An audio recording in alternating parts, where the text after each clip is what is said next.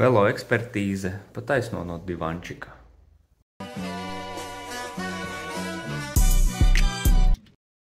Šodien divančika eksperts jums palīdzēs noskaidrot, kad tad ir jāmaina jūsu velosipēda kasete vai brīvrumba un kā noteikt, ka tā ir nodilusi vai vēl braucama.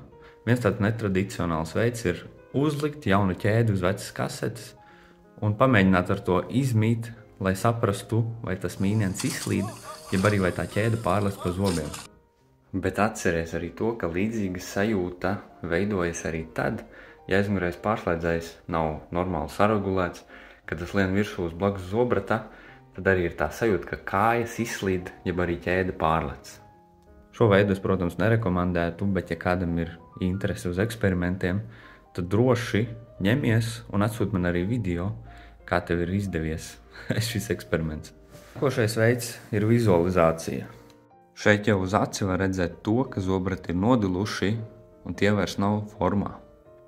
Bet jaunam šeit jau atkal redzams ir tas, ka šīs bedrītes ir smukas un tāpēc arī šī augšiņa, tās spicītes ir tādas taisnas, jeb kā galdiņš.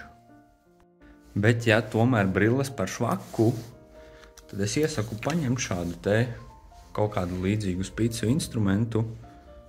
Es parādīšu, ko ar to darīt.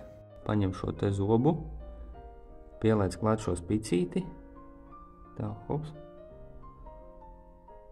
un tad velc no tās malas uz aizmuguri. Un tad tu jutīsi, vai šī te vieta ir izdilusi un izveidojusi tādu sieniņu, kas apstādinātu to tavu instrumentu un liktu tam atdurties. Šī gadījumā ir jūtams.